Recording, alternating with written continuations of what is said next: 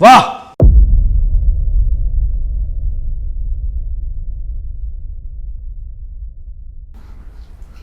बहुत अच्छी प्लानिंग थी, लेकिन पुलिस इतनी बेवकूफ नहीं है जितना आपने सोच के रखा था। हमने आपके घर के बाहर एक कांस्टेबल तैनात करके रखा था निगरानी के लिए, जब सत्तू ने हमें इसकी पहचान के बारे में बताया था। नमस्कार, मैं हूं रानी चैटर्जी और आप लोगों का स्वागत करती हूं क्राइम चक्र के नए एपिसोड में नई कहानी के साथ। जब जीवन देने वाला ऊपर वाला है तो किसी को मारने का हक हमें किसने दिया? समाज में बढ़ रही हत्याओं की वारदातों में से आज हम आपके सामने लेकर आ रहे हैं सच्ची घटना पर आधारित एक और जुर्म की कहानी। जिस तरह समाज में हत्याओं की वारदातें बढ़ती जा रही हैं, क्या हम और आप कह सकते हैं कि हम इंसान हैं? क्या हम एक सभ्य समाज में हैं या जंगल राज में?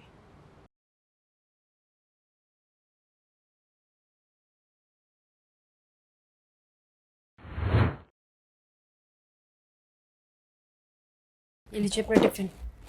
रसिका, क्या हुआ? कुछ बात तो करो, नाराज हो? मुझे ना आपसे कोई बात ही नहीं करनी। आपके पास मेरे लिए टाइम ही कहाँ है? बस जब देखो काम काम काम। क्या करूं? इतनी मेहनत भी तो तुम्हारे लिए कर रहा हूं ताकि तुम्हें जिंदगी की सारी खुशियां दे सकूं। आप रेंटेड टैक्सी चलाते हो, दिन रात काम पर रहते हो, आपके पास मेरे लिए टाइम कहाँ है? और ये भी कोई काम हुआ भला? हम इतने बड़े घर में रहते हैं और आप टैक्सी चलाते हो। पता है सोसाइटी में लोग कैसी कैसी बातें करते हैं, मुझे बिल्कुल अच्छा नहीं लगता। तुम तो जानती हो ना कि कितना कर्जा है मुझ पर, और पापा का बिजनेस डूब गया, पापा ऑफ हो गए, और ये घर, अब ये घर भी हमारे हाथ से जाने वाला है। बस एक बार वो कर्जा चुक जाएगा तो फिर मैं दूसरा काम कर लूंगा। हाँ, चलो हंसो हंसो, गुस्सा थूक दो, चलो।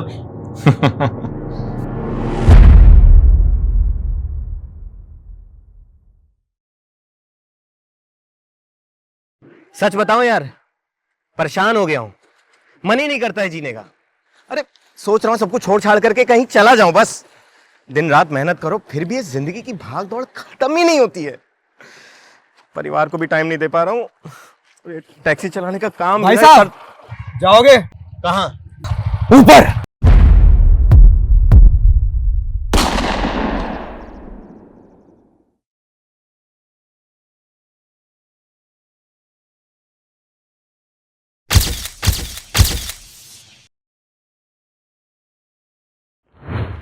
दिन दहाड़े एक टैक्सी ड्राइवर दीपक की गोली मारकर हत्या कर दी गई और बाइक सवार अज्ञात हत्यारे फरार हो गए। दीपक को तुरंत ही पास के सरकारी अस्पताल में ले जाकर भर्ती कर दिया गया, पर दीपक ने अस्पताल में दम तोड़ दिया। आखिर क्या वजह हो सकती है इस हत्या की? देखिए, आप शांत रहिएगा।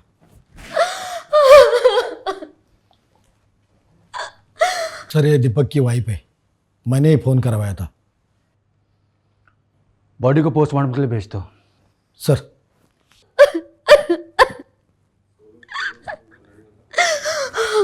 देखिए, संभालिए खुद को, हमें आपसे पूछताछ करनी होगी, आपको थाने आना होगा।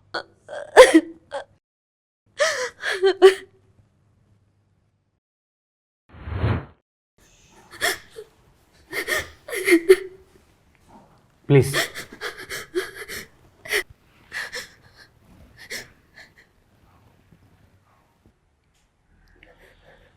देखिए रसिका जी, हम समझ सकते हैं कि आप किस तकलीफ से गुजर रही हैं, लेकिन प्लीज़ हमें थोड़ा कोऑपरेट कीजिए ताकि हम आपके पति के कातिल तो ढूंढ सकें। सर, दीपक तो बहुत साधारण आदमी थे, उन्होंने तो किसी का कुछ भी नहीं बिगाड़ा, तो उन्हें किसने इतनी बेरहमी से मार दिया? सर, दीपक जी की किसी से दुश्मनी या झगड़ा?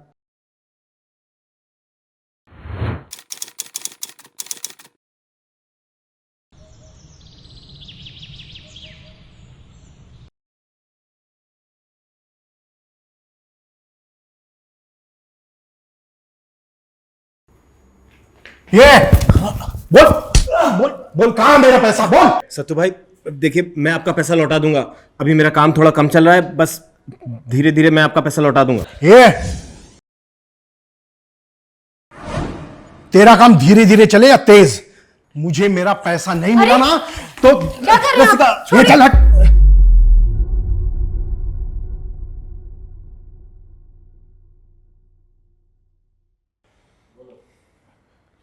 पैसे वसूलने के और भी तरीके मुझे आते हैं। सत्तू भाई मैं आपका पैसा लौटा दूंगा। चल हट, मुझे मेरा पैसा चाहिए जल्दी।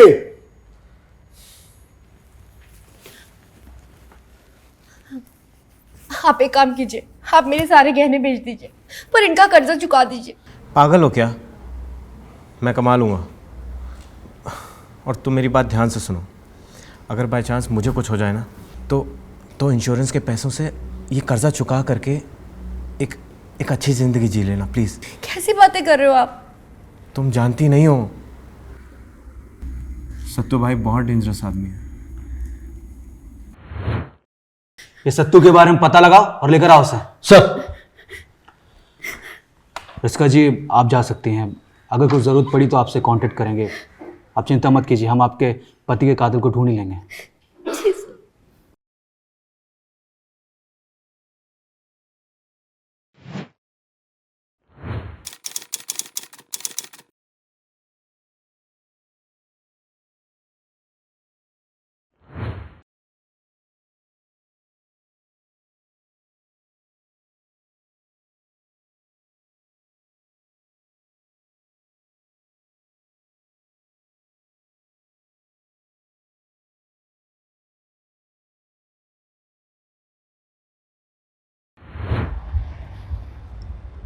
सर ये सत्तू भाई साहब, मुझे क्यों उठा लाए हो?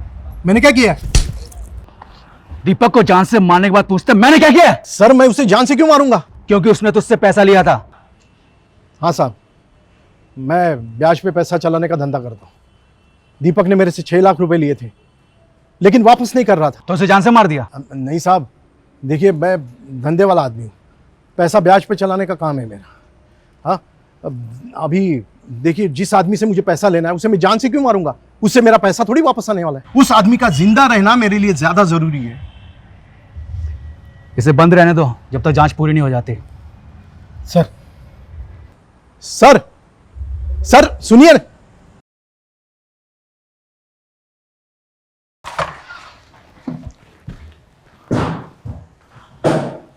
मुझे नहीं लगता कि सत्तू ने दीपक को मारा है। सर दीपक के बॉडी में जो बुलेट मिली है, हमें उस बंदूक सप्लायर को ढूंढना होगा ताकि हमें उसके पास से कुछ पता चले। राइट, पता लगाओ बुलेट किस बंदूक की है और इसका सप्लायर कौन है, और सभी खबरी को एक्टिव कर दो फास्ट। सर।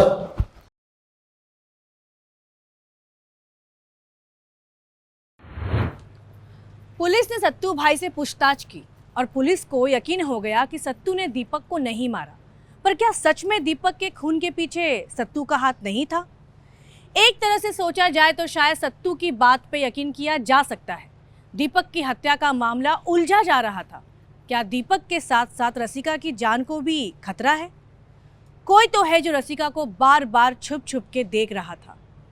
पुलिस ने अपनी जांच जारी रखी और तभी पुलिस के हाथों एक हथियार सप्लायर पकड़ा जाता है। देखिए। सर ये मुन्ना हथियार सप्लाई करता है।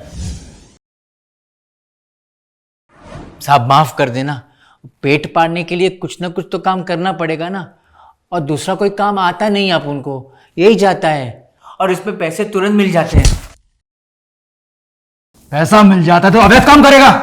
तुझे मालूम है तुम जैसे लोगों की वजह से क्राइम रेट कितना बढ़ गया है? साहब अपने को क्या मतलब क्राइम बढ़े या घटे, अपना काम है बंदूक बेचना, और बंदूक किसके क्या काम आती है, कहाँ इस्तेमाल होती है, हमें क्या लेना देना। लेकिन हमें फर्क पड़ता है, कानून व्यवस्था बनाए रखना हमारा काम है। तू सच सच बता, एमके सीरीज की बंदूक तूने 15 दिनों में किस किस को बेची है? अब इतनी सारी बंदूक बेचते हैं और इतने सारे ग्राहक होते, अपन कैसे याद रखेंगे? ये ऐसे नहीं मानेगा। इसे इतना तोड़ो कि बंदूक क्या गोली के खोखे का नंबर भी याद आ जाए इसे। सर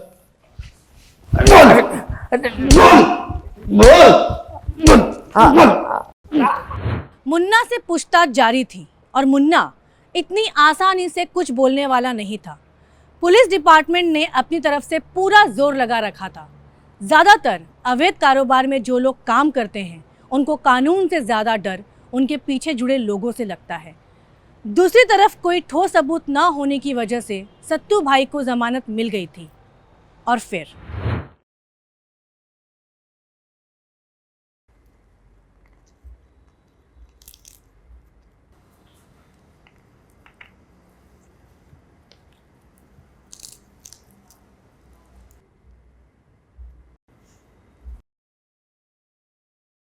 कौन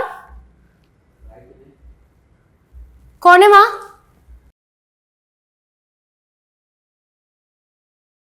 कौन है माँ?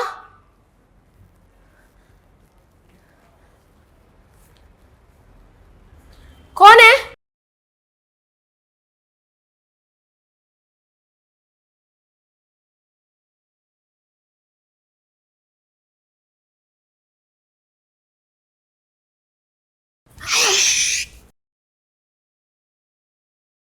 ज्यादा आवाज करने की कोशिश मत करना, वरना जहां तेरा पति गया है ना, वहीं भेज दूंगा तुझे, समझी? तुमने मारा दीपक को? नहीं, लेकिन मार दिया होता तो अच्छा होता। पुलिस मेरे पीछे पड़ी है और मैंने तुम लोगों को पैसे देकर मदद की है। धंधा कहते हो उसे, ब्याज लेते थे तुम, ब्याज खोरो, और मदद कहते हो? ये ज्यादा मत बोलना, नहीं तो तेरी जिंदगी का ब्याज अभी इसी वक्त यहीं खत्म कर दूंगा। हाँ, बोल, कब दे रही है मेरा पैसा? वो तो दीपक ने लिया था ना, और दीपक तो अब रहे नहीं, तो कैसा पैसा? ज्यादा शान पत्ती मत कर। मुझे अगर मेरा पैसा नहीं मिला ना, तो याद रखना। दे दूंगी, दीपक का इंश्योरेंस का पैसा आने वाला है, फिर तुम्हारा पैसा भी लौटा दूंगी। एक महीने का टाइम देता हूं।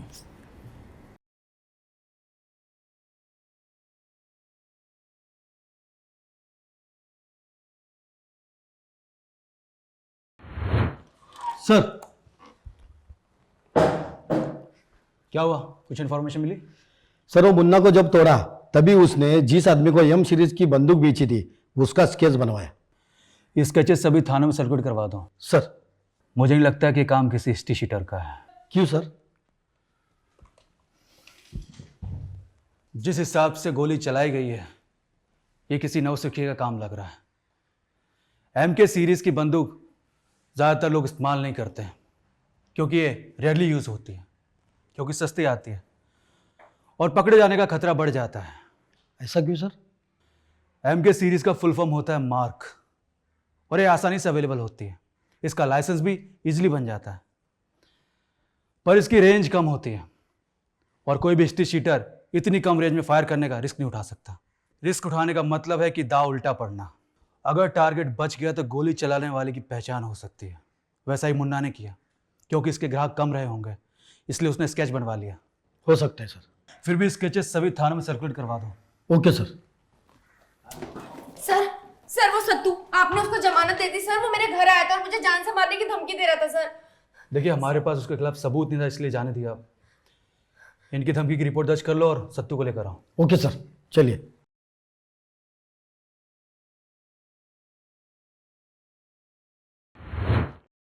एक तरफ दीपक के कातिल की तलाश पुलिस के लिए एक बड़ा मसला बनी हुई थी, और दूसरी तरफ सत्तू का यूं खुलेआम रसिका को धमकाना। पुलिस ने रसिका की कंप्लेंट पे सत्तू को वापस गिरफ्तार किया ताकि रसिका सेफ रह सके, पर आखिर कब तक? सर, आप कभी भी मुझे उठा लेते हो, जाने दो मुझे। तेरे खिलाफ कंप्लेंट है, तूने रसिका को जान से मारने की धमकी दी है। अरे सर, मैं तो उसके पास अपने पैसे मांगने गया था। तो क्या पैसा ऐसा धमका के मांगा जाता है? सर, एक तो इस फैमिली ने मेरा पैसा खाया है और ऊपर से मुझे फंसाए जा रहे हैं। तू बैठ। सर, ये फोटो सब जगह सर्कुलेट कर दिया। सर, ये फोटो? तू जानता है इसे? हाँ, ये तो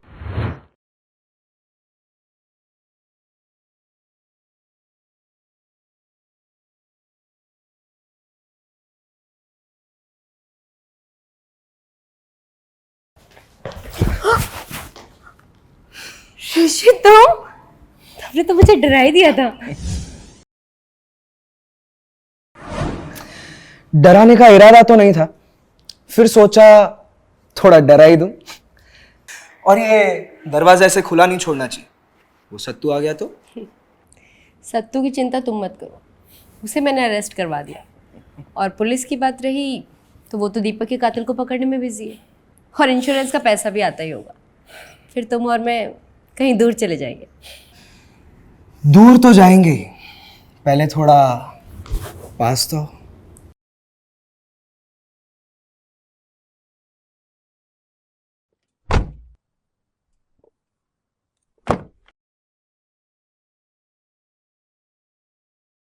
वाह,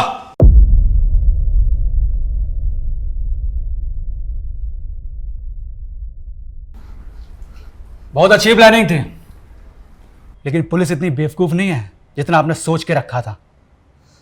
हमने आपके घर के बाहर एक कांस्टेबल तैनात करके रखा था निगरानी के लिए, जब सत्तू ने हमें इसकी पहचान के बारे में बताया था।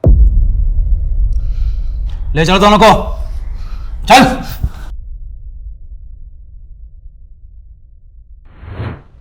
सत्तू ने पुलिस के पास वो कैश देख के उसकी पहचान पुलिस को बता दी थी। सत्तू उस आदमी को बहुत अच्छे से तो नहीं जानता था, पर सत्तू ने एक दो बार रसिका को छुप छुप के ऋषि से मिलते देखा था। पुलिस को जैसे ही उस शख्स की पहचान हुई, पुलिस तुरंत हरकत में आ गई और ऋषि को पकड़ने के लिए रसिका के घर के बाहर एक कांस्टेबल को सिविल यूनिफॉर्म में तैनात करवा दिया। और कुछ दिनों में ही ऋषि रसिका से मिलने आया और पकड़ा गया। पर आखिर रसिका ने दीपक को क्यों मरवाया? क्या वजह हो सकती है? बोल, दीपक को क्यों मारा? सर, मैं तो दीपक से शादी नहीं करना चाहती थी। मैं तो ऋषि से प्यार करती थी, और घर वालों ने जबरदस्ती मेरी शादी दीपक से करवा दी। हाँ सर, हम दोनों कॉलेज टाइम से ही एक दूसरे से प्यार करते थे।